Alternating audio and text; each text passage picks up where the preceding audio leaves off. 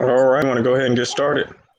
So good morning, everyone. Happy Wednesday. Happy whatever you're on for this. Thank you so much for taking the time to join us. This morning, Coffee with Chiefs is supposed to be just our intimate time to have some cross discussion about whatever's on our mind, be it related to COVID or your careers or personal resiliency. This morning, we have Chief Thomas on with us and Chief Sells. And Chief Coombs, you've joined us as well officially now, right? He's like, yes, happy to be here. So thank you all so much for joining us. If you'd like to go ahead and introduce yourself, I think Chief Sells, you've been on the longest this morning. So if you'd like to start, and then we'll just jump right into it. Just some rules of engagement. Please make sure you have your mic muted if you're not talking. And if you haven't yet put in your name in place of fellow gister, please do that so we know who's talking this morning. And bedhead is okay. So if you want to, we'd love to see your faces this morning. So please, turn on your video if you're able to. Thanks so much. Good morning. Sorry, my cat's trying to join the party here. I am Chief Master Sergeant Chas Sells. I am the 744th Superintendent, 744th Comm Squadron Superintendent, sorry. And I've only been here about 6 months now. I am returning from 7 years of shirting. I loved it. It was the greatest job ever. And it has been a very difficult transition back to the comm world. I admit that to everyone and told my first commander's call that. But the problem, I think the biggest problem for me was prior to being a shirt, I was an admin troop. I was a 3AO back in the day. And as I was leaving the field, the AFSC was changing. So there are a lot of things in the comm world that I have never done or never experienced. And as I transitioned as a comm troop, I was a comm troop assigned to the maintenance world. So I was always in a maintenance group somewhere. So having never been assigned to the comm squadron, now being a superintendent in one, it has challenges in its own. But I'm learning, I love it. I have a 16-year-old daughter who knows everything there is to know about life and doesn't need parents, if any of you guys have one of those kids. And my husband is also active duty. He's the weapons CFM and works out of the Pentagon.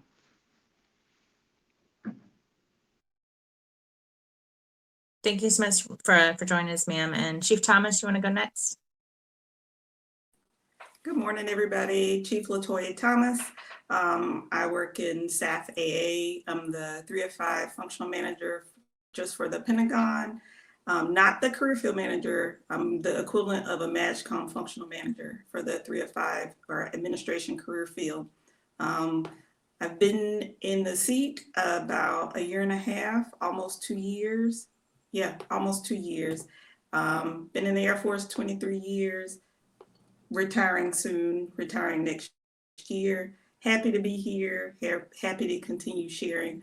I've been in the administration career field my entire 23 years. I did the cyber stint for about 5 years and crossed back over to admin. So that's been the majority of my background. So you know my pain. Yes, I do. I was a flight chief in the comm squadron, and boy, that's where I kind of got my gray hair. Amen.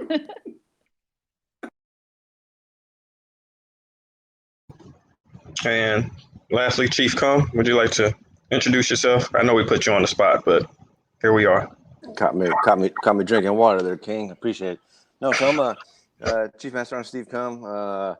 I work for the Surgeon General of the Air Force. I'm the Chief Medical Enlisted Force for the Air Force. Been in over 30 years. Gonna get ready to retire here in October. I've been a medic my entire career. Bounced around, did a bunch of different jobs.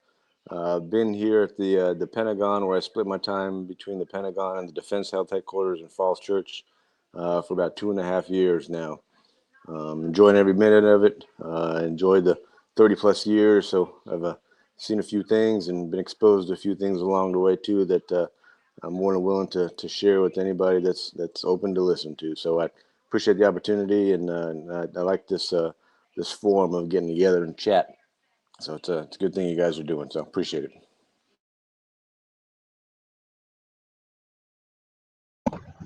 Well, thank you guys very much. So at this time, we'll just go ahead and open it up. Before me and Sergeant Witter start asking questions, if anybody has a question they would like to ask, there's a couple of ways you can just ask it yourself. you can either send the question to me and Sergeant Witter, and we'll ask it for you. But at this time, we'll open it up. Does anybody have a question before we start?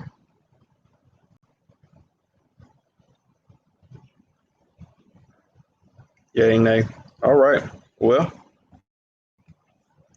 so this question was sent to me this morning. And the question is, what one piece of advice would you give to a new staff sergeant or tech sergeant? We can start with Chief Sales. Oh, goodness. So I go back to those days and there's lots of things I would tell myself from then. But I think probably my biggest lesson learned was I was a staff sergeant a couple years before I was really paying attention to and learning that difference between being a manager and growing into being a leader. And I think we all struggled with that, but definitely the saying of, taking care of your people, they will take care of you. I learned that, and I learned that in a bad way, really. So if you can, from day one, you're never going to have the less amount of airmen that you have as a staff sergeant. So whether you have 2 or you have 5, spend the time getting to know them as people, and whatever it is that you're tasking them and asking them to do, they are going to want to do for you, for CHAS, not for sergeant cells. And I was very task oriented, ops oriented, here's what we need to get done for the day. And I didn't really care about your family, or I just wasn't taking the time and the energy to understand that. And it came back to bite me. And so I turned it into a good opportunity. I had a young man who failed his CDCs, and through the extra time that it took spending time to pass his CDCs is when I really got to know about his family, and learned that he had left his son back in Columbia with his grandparents. And there's kind of a whole story behind it. However, with that, if I would have taken that time to understand that up front, I would have learned why he was struggling versus, hey, you're a really good technician, you know how to do your job, why can't you just do the CDC thing and let's move past it? And I was not taking the time that it took to really get to know him as a person. So if I could go back and give that advice, or give that to you guys as young supervisors, that really does matter. And whether you've had a supervisor that does that for you, so you know how important it is for you and the difference that it made. I think I kicked myself the most because I had a phenomenal first supervisor. So I don't know why I didn't pick that up early, but again, I just was I loved the job. I was very job and mission oriented. Or some of you that have never had a supervisor that's like that, kind of look and go, what would I want out of my first supervisor? Oh, somebody that actually gives a shit about me as a person. It took me a couple years to learn that lesson, unfortunately. So.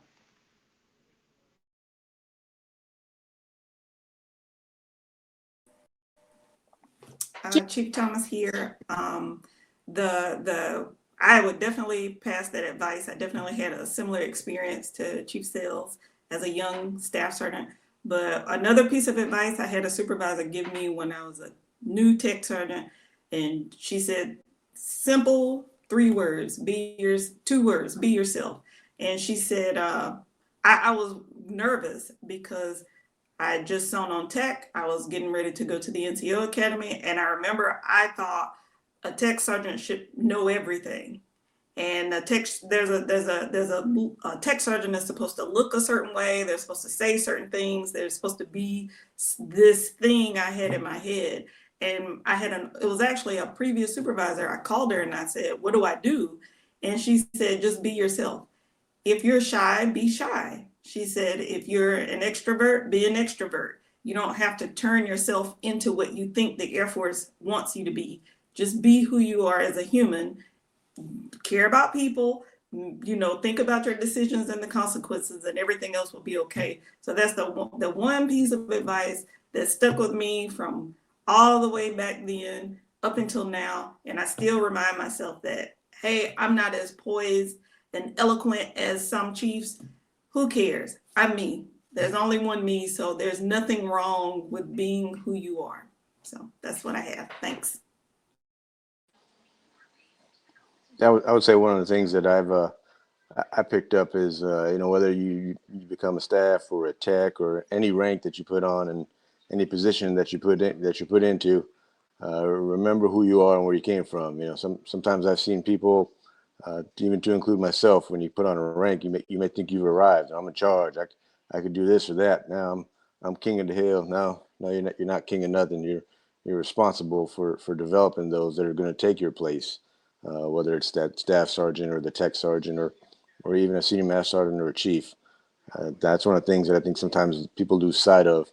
Never ask somebody to do something that you're not willing to do yourself. And I think that's probably the biggest thing as a supervisor, whether it's a new supervisor, or even an experienced one, that can go a long way within the shop and building that teamwork and that unity that you need.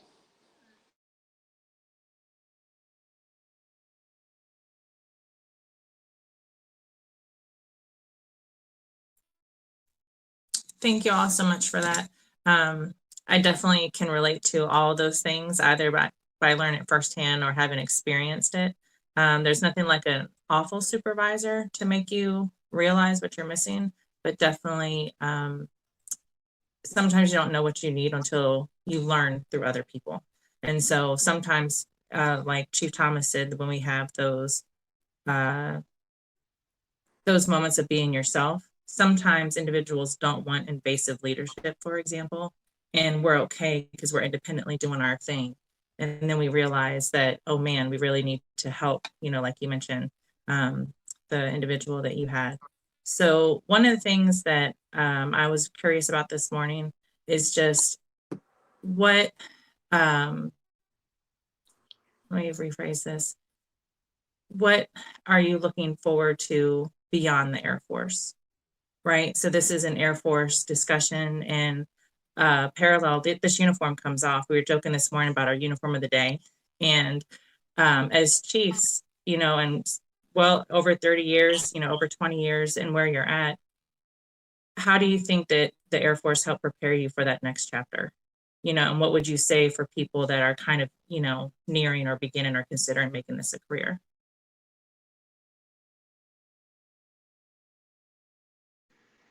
I can go first. So joining the Air Force into an IT world, I was a country girl who didn't even have an email account. I knew nothing about IT. And the recruiter sold me because he said there's money in it. There will always be a need for it. And, you'll always have a job. My cat's trying to kill herself. I extremely apologize. If you hear a thud, just ignore it.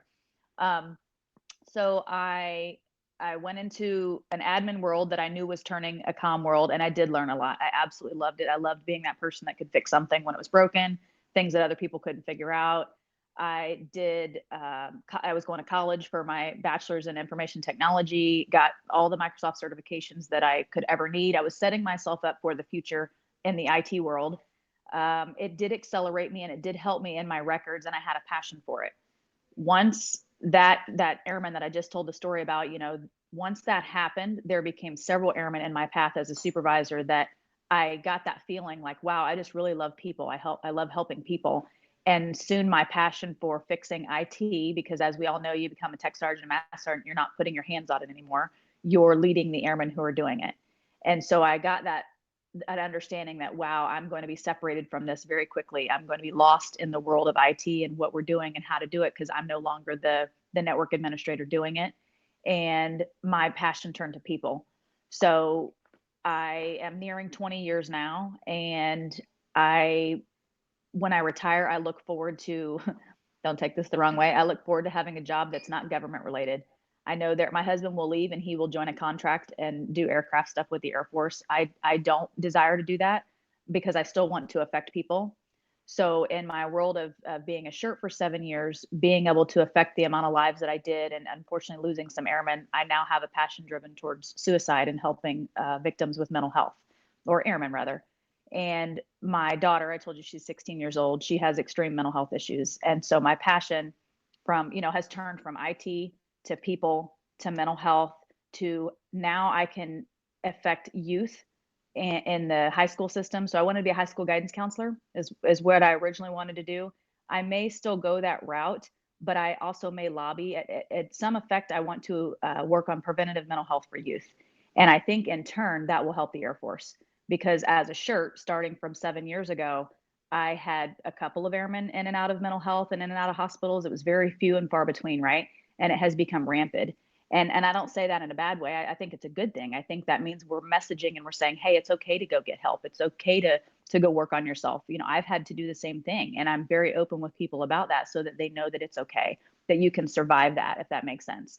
But what I've also seen is the decline in folks able to recover from that. And I think if we start it younger and when they're in high school and start talking about mental health and getting counseling and just talking about your issues, because a lot of times that's all anybody needs is somebody to hear them out, that I think that we will have a better pattern of young airmen that are able to overcome that when they join the military, if that makes sense. Because that doesn't stop their records from joining, but I want them to be able to meet their challenges face on and hopefully overcome them, right? And become better leaders for that in the future, using their life experiences and what they've gone through, able to help their airmen, so on and so forth, and the pattern will go. So I look forward to still helping people post-military, but I do not plan to do it for a government agency.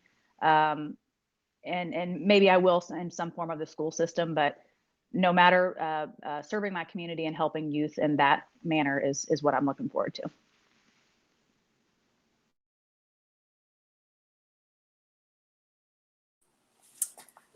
Well, I'll say that I was prepared for retirement by everybody along my journey throughout the military.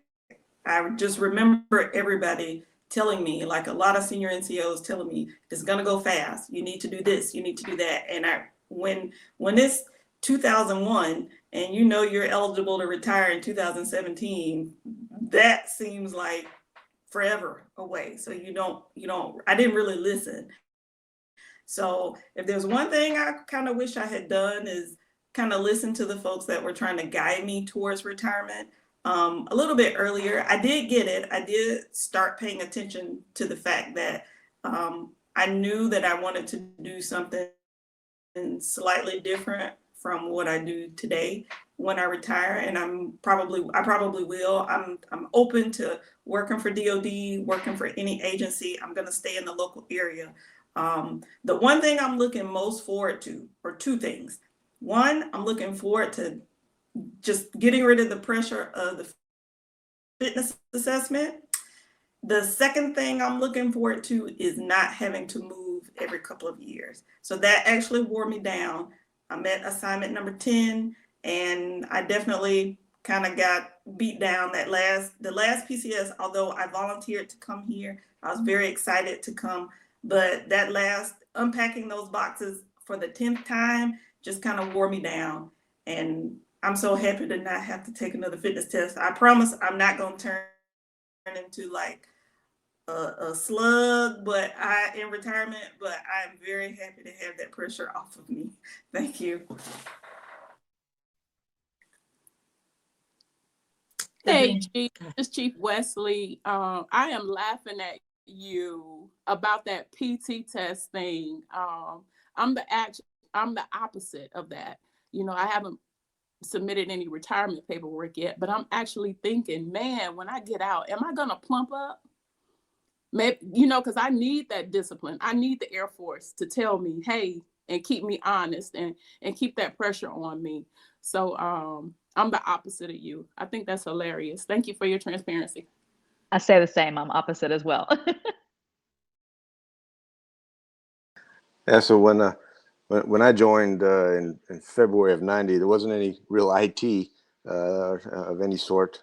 The times have definitely changed, but really, I just wanted to do something different and get out of my town. College wasn't for me at the time. Needed a change of pace, but the Air Force was one of the things that offered me that opportunity.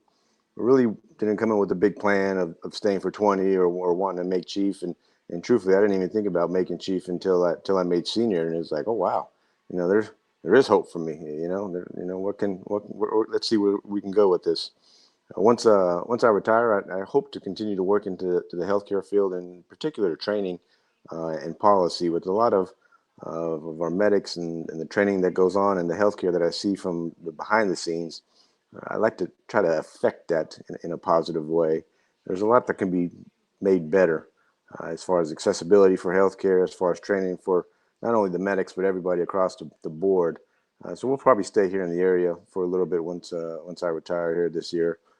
DOD contract job, even a civilian job, just something that deals with healthcare and training and setting those up for success is what I'm kind of looking to do. So one of the things that I've been blessed with throughout the Air Force is probably the most important thing is I've made a lot of contacts.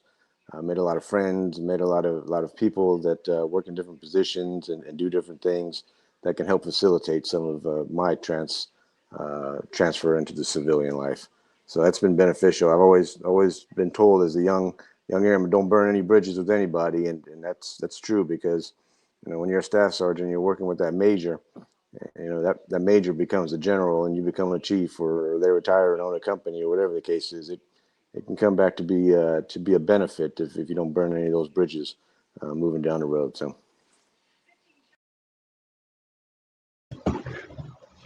Thank you guys very, very much for that. Before I move to the next question, do you guys have any questions in the crowd? Man, it's like as soon as I did that, for whatever reason, all the videos went blank. It's like y'all ran away. All right, so I'll take the next question. go ahead there. Good morning, everybody. Staff Sergeant Benoit here, Air Force Honor Guard. My question is, what advice would you give a supervisor that has an airman that can't seem to stay out of trouble, and it just seems like, paperwork and sit downs is just not really doing it?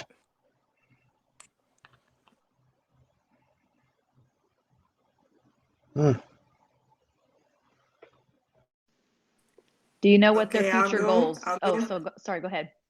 Okay. Sorry about that. I will say, go with what Chief Sales was about to say about finding out what their goals are. I would tell the supervisor that is okay to recognize that sometimes service is not for everybody. But having that conversation with the person to ask them, why are you here? Let's go back to basics. Like, why are you here? What are you looking for in life? Let me help you get to whatever your goal is. And that may not be service. That may not be serving and wearing the uniform. And you shouldn't take offense to it, because you serve proud. And sometimes I know I used to feel like everybody should be proud. Get with the program. It's just not for everybody, and that's okay. And it doesn't, and like when I've had conversations with people that I just know this isn't going to work for them, and I tell them there's nothing to be ashamed about. There's no reason to be angry. If this isn't for you, let's go out where you're on top. If serving is not your thing, you don't have to go out with no stripes. You don't have to go out with handcuffs.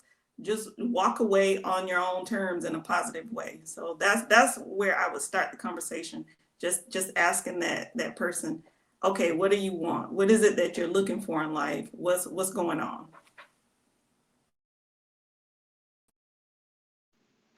I agree. That was pretty much that young airman that I referenced earlier. He was trying to get his citizenship and get his son to the States, and he was able to do all that through the military. But I had to express to him, we have to get you there first, right? And just sitting down and being one-on-one with them and completely open and honest, and hey man, I can't want this more than you do.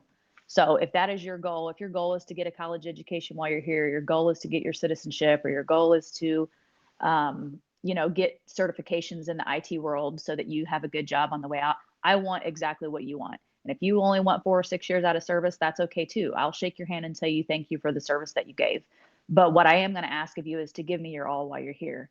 And, so what does your all look like, right? Because like Chief just said, sometimes it's frustrating when we know what our 100% looks like, and we expect that out of everybody, and that's not the case. So just being real with that airman, and most of them, when I have that conversation and say, here's what I see out of you, here's all the goodness that I see out of you, and I would love to see you here or there or yonder, I can't want it more than you. And that's when it gets frustrating as a supervisor, right? Because you think you're doing all of the right things. And the particular young man, he was Spanish speaking. And so he had asked me, can I take my CDCs in Spanish? And I was like, sorry, bro, it's the United States Air Force. It doesn't work that way.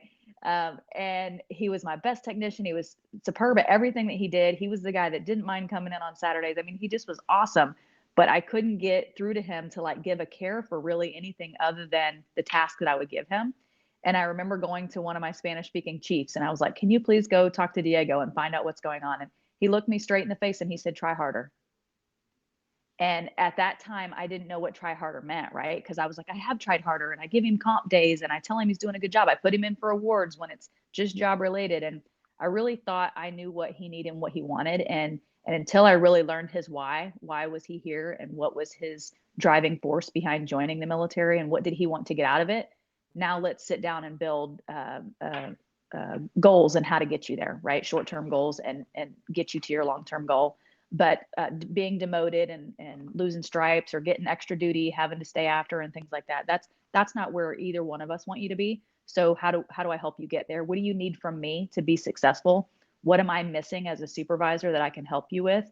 And just asking those questions and see if you can get some open and honest communication with that member. It's interesting, like Chief Seals just mentioned, you know, that why is an important piece, and you could use the why for a lot of things to your benefit, to your teammates' benefit.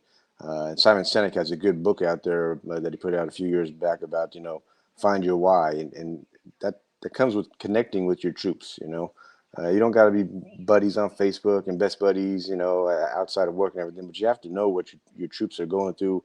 You have to know what your troops' why is. You got to know what their family's why is, what drives them, and by utilizing that and finding that out, you can help them turn that corner and realize that, you know, telling them, hey, these actions that you're taking are not going to get you to your goal.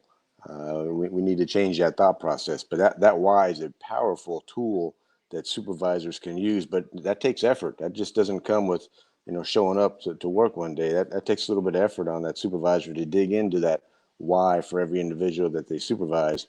But that's a powerful tool that people can use to help adjust behaviors when paperwork isn't working as it should. So. And if I can add to that too, some of those airmen, you have that 2-hour conversation and you think you have that breakthrough and you built that relationship, and they're going to make you work for it, man.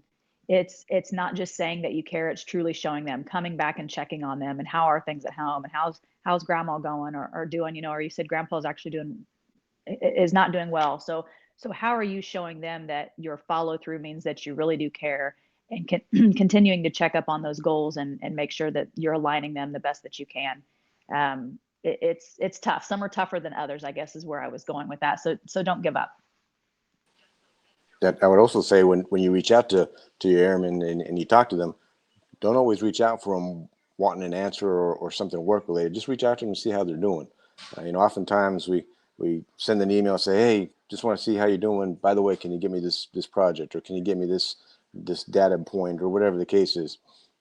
You'd be surprised of how important an email would be from a boss that just says, hey, just checking in on you and your family, seeing how you're doing, how's your weekend, how the kids. Something simple as that, not even work related. That can go a long way as well.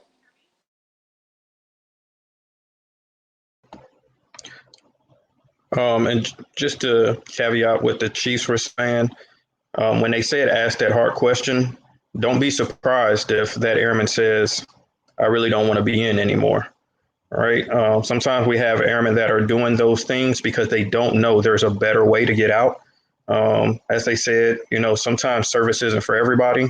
And a lot of times we don't see people get out for a failure to adapt or other means like that. We just see people getting kicked out. So a lot of airmen think like, I got to continue to mess up in order to get out faster.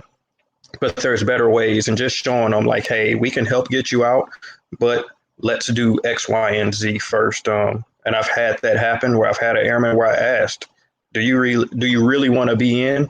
And he was just like, no, I don't.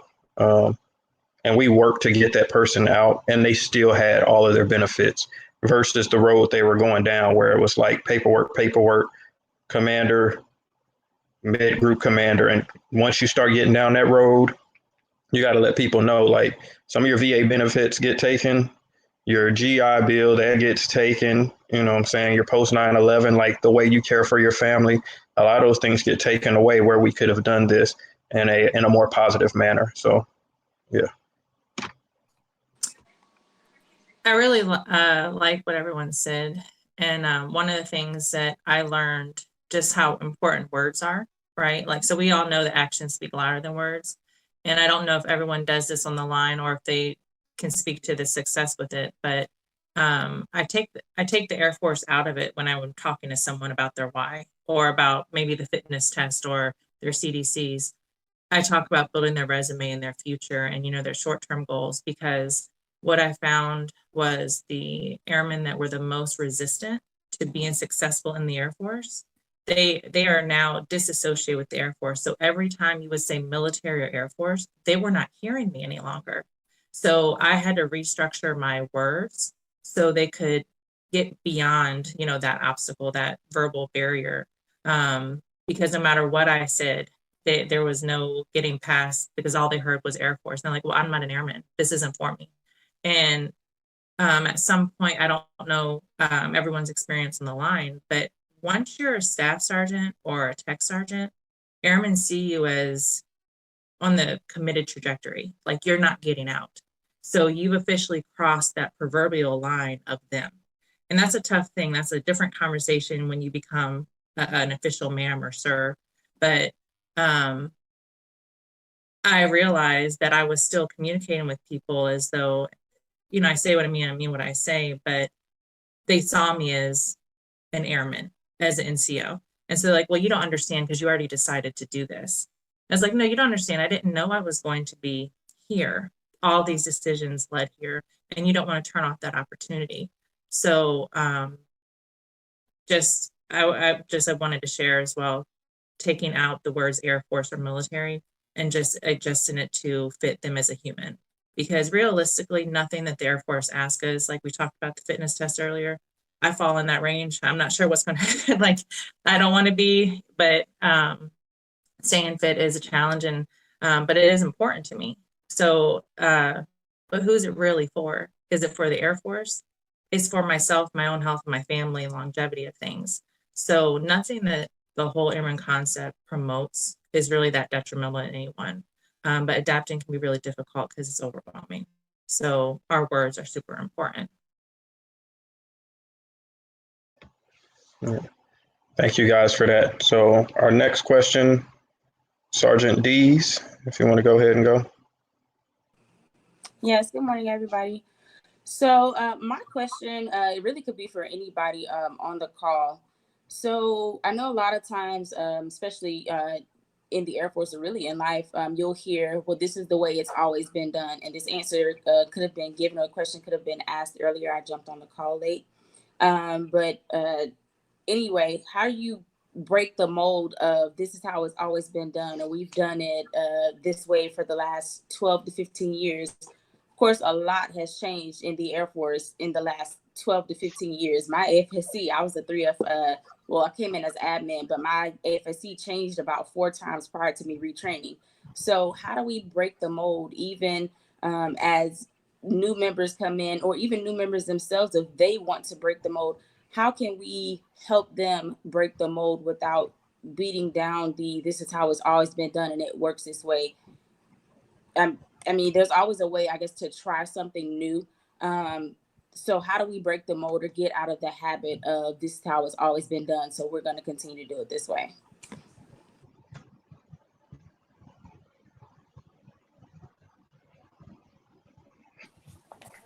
Sergeant Dees, thanks for your question.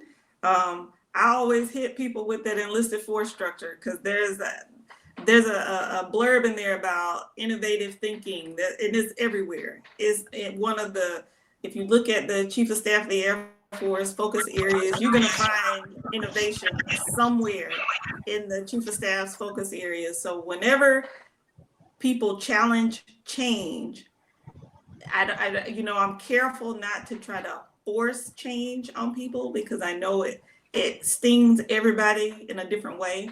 But I always just tell them, try to remind them that we're always supposed to look to see if we're doing this the most efficient way. Even though it works, it may not be the best way to get from A to Z. So that's kind of how I hit people, when they say, well, if it ain't broke, don't fix it. But I'll tell them I'm not necessarily trying to fix something. I just want to make it faster or make it better. And then it's really delicate, especially for you going into a new career field. And I would tell them they should take advantage of the fact that as an admin, you could have worked in any type of unit across the Air Force. Then as a Delta, you had some IT experience. So you have more, because you cross-trained into legal, right? Yes, ma'am, I did. So you have an experience that where they've been in one area their entire career. You've seen a lot of different processes. So that's how you spin it for them that, hey, I worked in an ops group, or I've worked in a maintenance group, or share your experiences with them and show them that there are different ways outside of their legal bubble.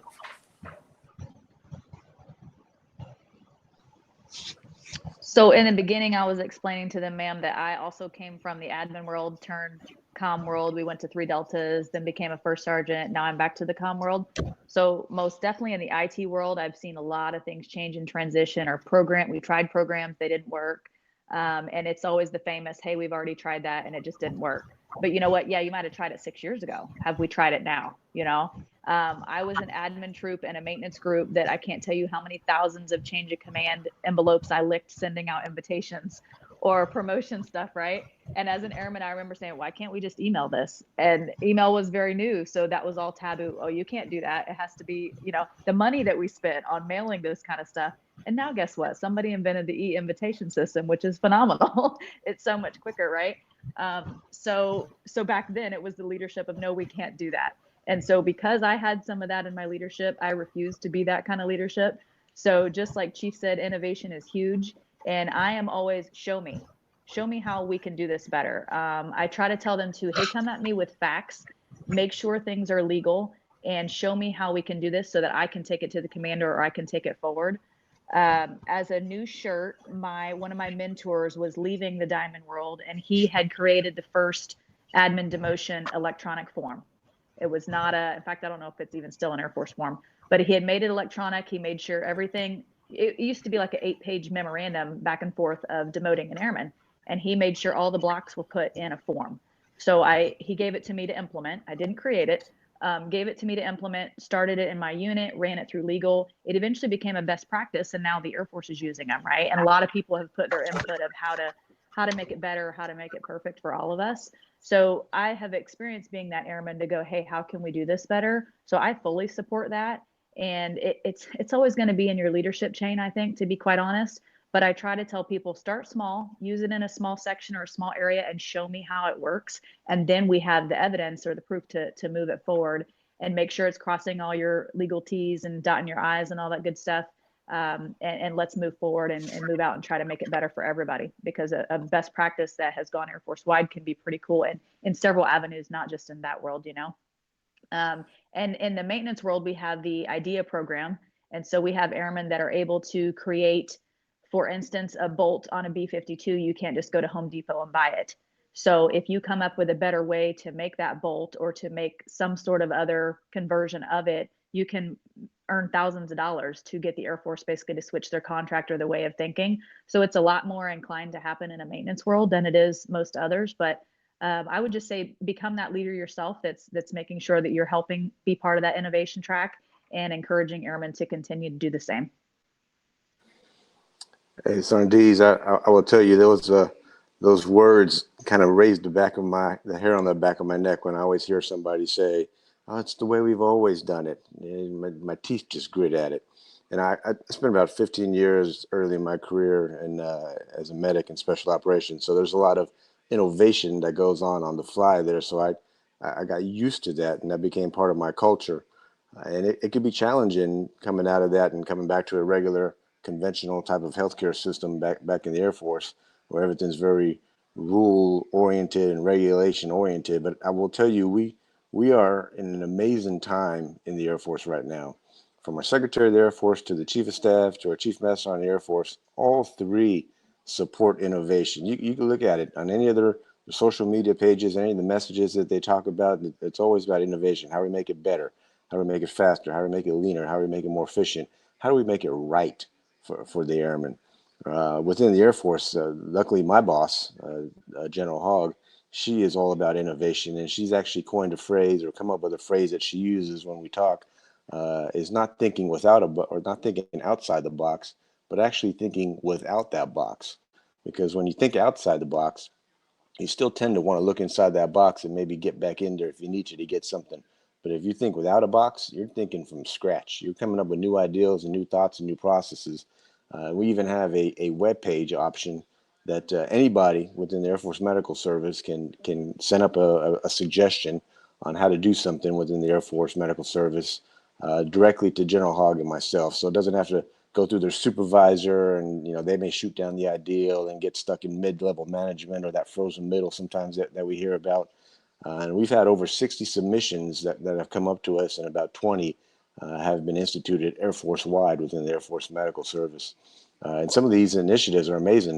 One of these initiatives was they figured out a way to re-image computers much faster. A young senior airman, it took them, I think they can only do like eight computers a day to reimage or something like that, but they figured out a process to be able to do over 200 a day in just the time that it saved doing that. So innovation is key, but that data that Chief Seals mentioned, that's key as well too. It's always fun to be the good ideal fairy, but if you don't have the data behind it, it's hard to put any of those actions into motion. But you have that data, you can make change in any organization, and especially if you have somebody coming from an outside organization into a new one, like you mentioned, you just recently cross-trained.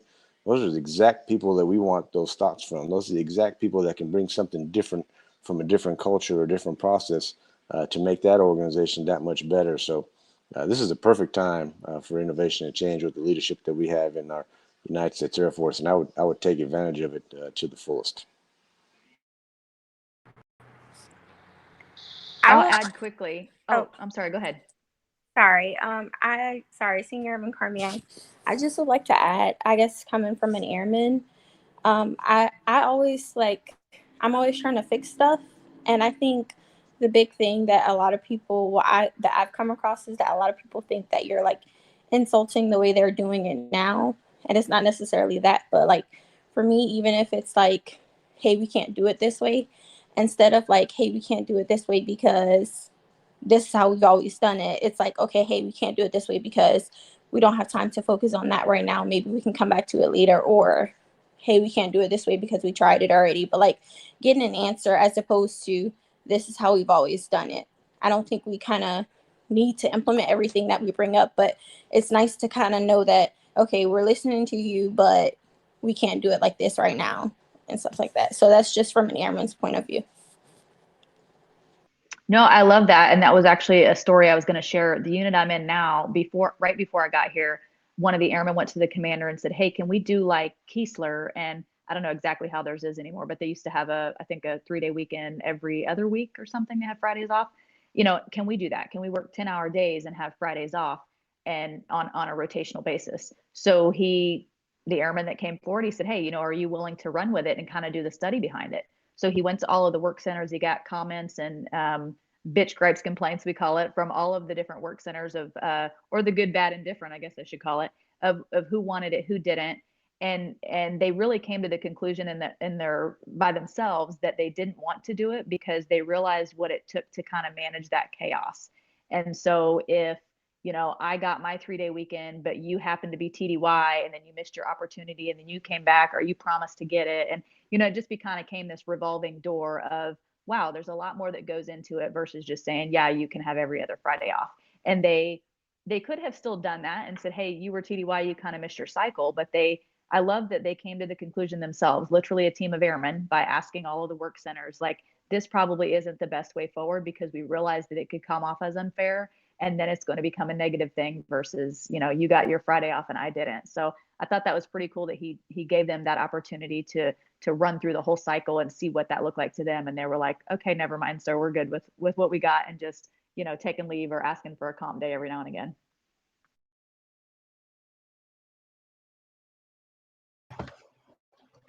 Thank you guys for that. My next question, sorry if I put y'all on the spot with this one. So for my chiefs, right, we often talk about, I'll just say as an Air Force, we talk about leadership and leading people below us or our subordinates. I would ask you, what are some of the things that you've done to when you've identified some of your peers that aren't performing at a level that you know they should be performing at, and how have you pushed them to be better, or kind of nudged them and let them know it might be their time to go? Too much? Over to you, Chiefs.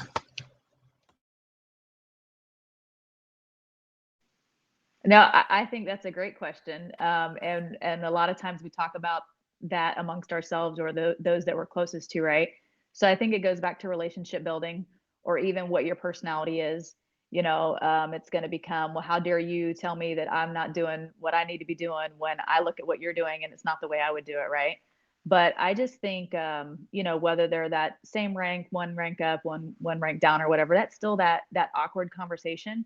But I think as a leader, if you start young with being okay with having those tough and those awkward conversations, it only gets easier. And maybe I got that experience through shirting for so long, I'm not sure. But being able to have that hard conversation needs to become okay. And having the ability to sit them down and go, hey, again, Chas to John, I'm worried about you. Your performance isn't where I know it could be. Is there something going on? What can I do to help you with it? What are your goals? Oh, you're having family struggles or you're having issues. Have you considered that maybe it is time to pull chalks and go take care of the family? And that's okay. And letting them know that don't feel guilty about that, But I think because I have had supervisors and even a chief as an airman do that for me, he's like a father figure to me now. But everybody's always been okay with pulling me aside and saying, hey, Chas, you're not pulling your weight or you're not doing what you need to do. It's hard. It's hard to hear that and it's hard to give that. But I think it makes us better as people and it definitely makes us better as leaders. And so sometimes it's awkward. And I even say that, hey, this is just as weird for me to say this to you as it is for you to have it, to have the conversation driven. But here's what I see. And giving them that opportunity to speak and to share what they're going through, I think speaks volumes because you're not just judging them and saying, I'm looking at you saying you're not doing it well enough, therefore you are not good enough. I don't think that's what it's about at all. But what is it that's going on that I can maybe help you with in your struggles? And with that, I'll tell you over the last, so for 6 years, my daughter has struggled with her mental health, but over the last probably 2 years, it has been the toughest. And so I've had to walk into every organization and be completely open and honest with my leadership about, my daughter's hospitalizations and things that she's going through.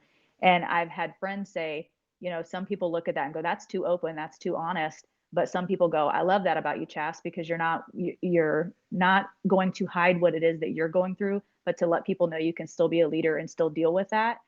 But at the same time, it's going, hey, I might not be 100% every day, or hey, she's back in the hospital and my focus needs to be there. So I guess maybe because I've been through those struggles, I understand that better. So it allows me to give grace to people, but those conversations still need to take place and don't say, oh, they must just be going through something. It's okay that they are that way. Show them that you care, whatever it is that they're going through, whether personal or professional. Maybe they're stuck or it's that third time, fourth time, they were really hoping they were going to get promoted and they didn't, and they're starting to give up. So sometimes it's that, sometimes it's that professional line. Well, why should I give a shit anymore? The Air Force doesn't care about me. Have had plenty of those conversations too. And just trying to help drive them or guide them and see what it is that you can do to help them. But definitely being okay with having those tough conversations.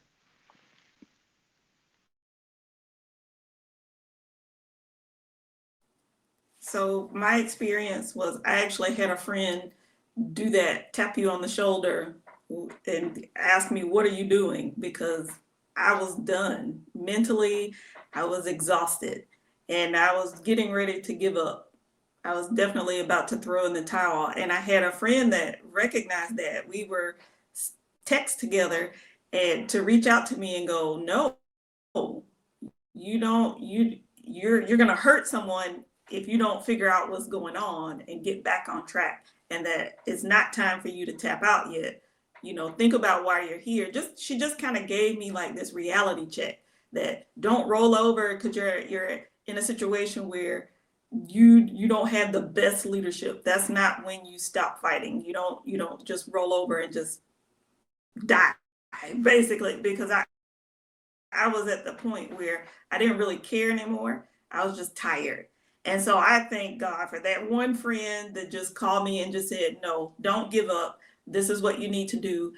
get back. You know who you are. Just get back to who you are, and kind of keep moving. And I will say that you guys are gonna see your peers that are going through things. They'll be going through. I talk about mental health a lot because we're all living some form of mental health crisis. Everybody, nobody is immune. We're all going through things. And sometimes that produces just some really rotten traits in people. So it just happens. Someone will just treat you and people around them really, really bad. And sometimes it's hard to get past that, to try to dig in to see what's really happening. Sometimes you're hurt. Sometimes the people that are going through these crises hurt the people around them. And I don't expect everybody to be equipped to just kind of dust themselves off and go get hurt again, to charge back into it. But I try to remind myself, and I'll ask you guys to do the same thing. Sometimes you're dealing with a person who's not well. And when they're not performing, let's say if it is another chief or if it's another senior master sergeant, they're not running at full capacity mentally and physically. And if you can give grace, try to give grace. Is what you see on the outside is almost never what's happening in real life. What you see on the surface is never really the full story. And I think that for me as a leader, that's the hardest thing for me to try to translate to a young master sergeant that is at a point where I saw myself, where I was just kind of done with the Air Force because I'm just kind of tired. I talk to senior NCOs all the time that are just burnt out from they're trying to care for someone who's pushing them away, who's not well, who's in a mental health, in the midst of a mental health crisis themselves or one of their close family members. And the people around them are just getting torn up. They're just getting like beat down. And it's hard to keep, as a supervisor, as a peer, as a friend, sometimes when you keep getting punched in the mouth, your face, you're tired, your mouth is swollen.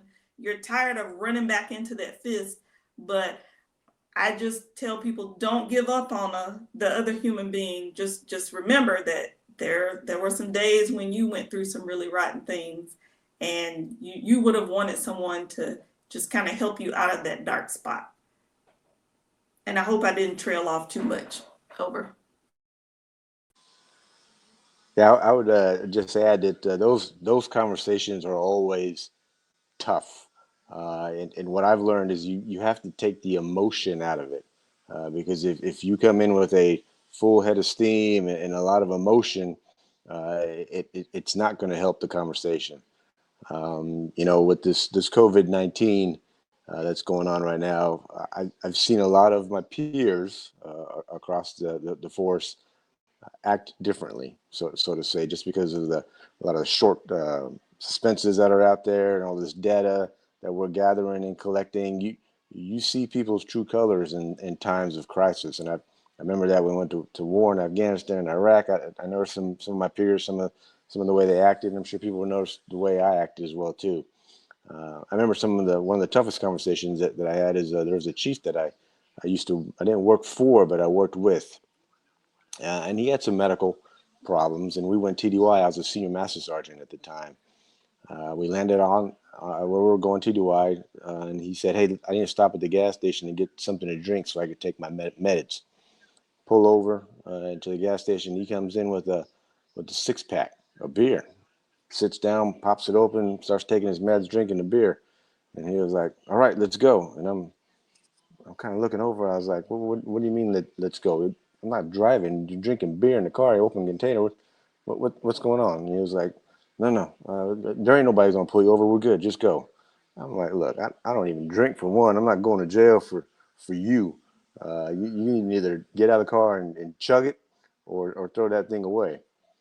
He was pissed off about it, and he was kind of griping about it. But it's like, hey, you can't be drinking. One, taking medication to drink, and two, expecting me to be put at risk for going to jail because you want to have open container in the car and driving.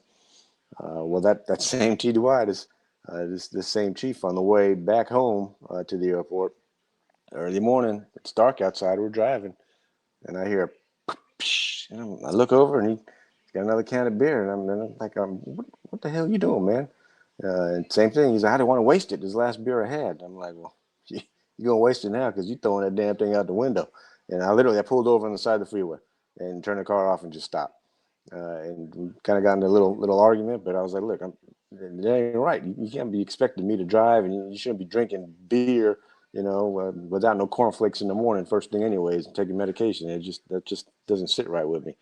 But he ended up having an alcohol problem and ended up going into some treatment to get that taken care of. But it could have been easily I could have just hoped nobody pulled me over and not said nothing. But those conversations are tough. Where you think, oh my God, am I going to not get promoted? Has he got some control over me? But it's the right thing to do is to take care of people and not necessarily worry about some of that other stuff. But you got to take that emotion out and have the facts when you deal with those type of tough conversations and discussions. So.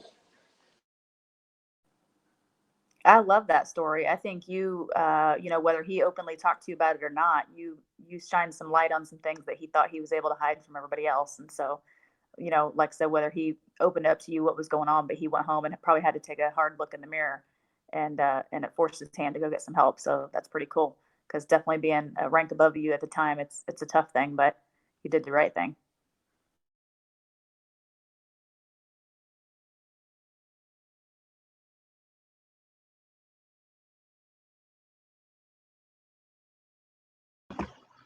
Yes, thank you guys very much for that. So I know we're at the 10 o'clock spot. We'll go ahead and get ready to wrap it up. So as we do that, when you guys give your parting thoughts, we ask that you give us a book that you're currently reading or that you recommend, or a podcast for the folks who don't really enjoy reading as much, but you might want to be listening to something. So if you have a podcast or a book, and then your parting thoughts, and we will start with Chief Sales. Oh, goodness. Okay. Now, I did prepare this one today because I know y'all been asking about the books. So I actually have a pile of these. It's called A Cup of My Coffee. Strange enough, since we're in this conversation right now. But it is by retired Chief Scott Dearduff. I think he was, y'all gonna force my memory, I think he was a CENTCOM command chief. But I met him at a gala one year, and he's just a phenomenal man. He's a phenomenal storyteller. And he has written several books. In fact, he's got one that's just called The Chief, about his time in Afghanistan. He was a defender. And this book is very short. It's a very small book, so I encourage you to have it. I usually keep one in my office. I think the one I have is checked out right now. But I have a pile of these because I have a lot of promotees that I mentor that I'm getting ready to send it to. I'm trying to look up here. It's like 100 pages, y'all, so it's very short. And he's a great storyteller, so I try to do the same because I can relate that way. I'm not near as good as him.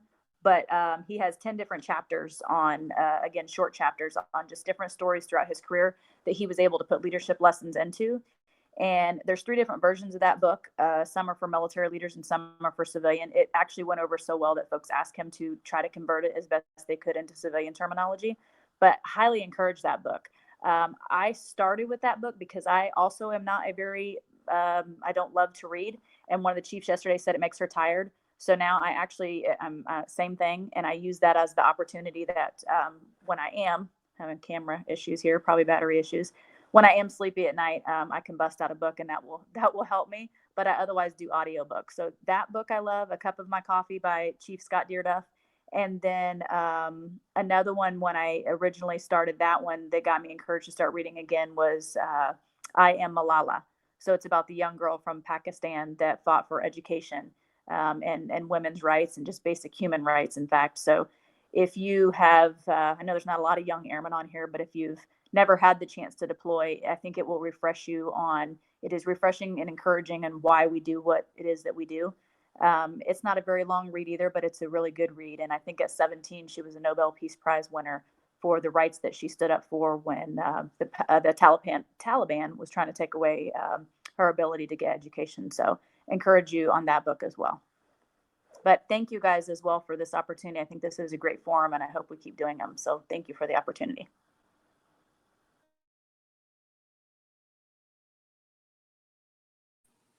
Okay, Chief Thomas here. I think last month I shared with you guys that I was reading Leaders Eat Last. I'm still plugging away on that book, but I kind of needed a break from leadership type stuff. I needed to read something fun. So I started rereading the Harry Potter books. So I'm on book 1. I needed a mental break for a little while in between work. But that's kind of what I'm reading right now. is Harry Potter book 1. And my takeaway, what I would hope for you guys to take away from this is just the way we dialogue in these chats. I would hope that you will dialogue like that in your workspaces, or if we go back to a point of where we're working in workspaces, whatever that looks like, I would hope that you would have the candid conversations. I think it was Chief Sales that made a point about how when she would mentor to someone that maybe the Air Force wasn't their number one priority in life, the way she would speak to the person, they didn't connect. And I think that is what I'm going to take away from this chat, because it just kind of reminded me that sometimes when you speak to people, they don't want to hear the buzzwords. They don't want to hear attention to detail. They don't want to hear the word initiative. They don't want to hear all the things that is the words and phrases that are in PME are things that are in the leadership books that are provided to us. They just want to hear another human being, from one human being to another human being, about life. So when you have don't always talk about the mission or find another word to say other than mission, because when you start a conversation with a young airman or an NCO, and the first word out of your mouth is talking about the mission getting done, it makes them feel like they're second. So, just think about that when you talk to people, especially when you're having those difficult conversations where maybe somebody's performance isn't up to speed.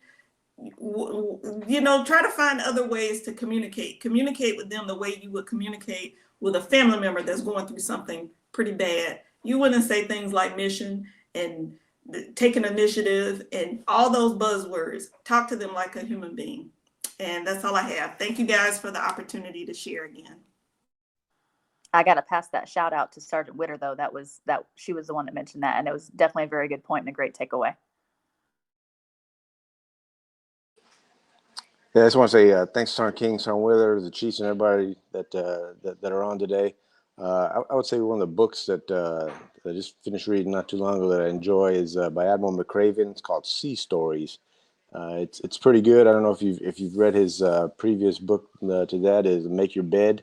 It's kind of a larger scale version of that, and it's interesting the way he puts the leadership twist on different scenarios that he was involved with in the past 20 or 30 years. And you ever wonder do you ever wonder why you have to take your shoes off when you go through the airport and where that came from? It's in the book. But it's pretty funny the way he relates it and how that came about. Another good book that's out there that I listen on audio cast because I drive a lot was David Goggins' You Can't Hurt Me. I will tell you, there's some vulgarities in that book, but it really opens your eyes to the human mind and the toughness that one individual can take part in going through life. I mean, this guy's been through pararescue training a couple of times, SEAL training a couple of times, Ranger training, Special Forces training. He became a 100-mile marathon runner. Just does a lot of extreme type of activities each and every day. So those are kind of the two books that I'd like to share with you to discuss and look at. And the other thing is with the crisis going on and everything is always changing in the service. There's never a good time to PCS. There's never a good time for PME. There's never a good time for promotion. There's never a good time for TDY or deployment. And sometimes those episodes in life causes tough times for people. But I will say that tough times don't last, but tough people do. And I've always been told that as a young kid from a high school football coach, and it's always resonated with me. And when those times are tough for me, I always tell myself, hey, you'll get through this. And I try to share that with people, that no matter how bad it is, somebody's always got it worse than you. And together we can get through anything. So I appreciate everybody's time and the sacrifices that everybody makes each and every day for this great nation and our world's greatest Air Force.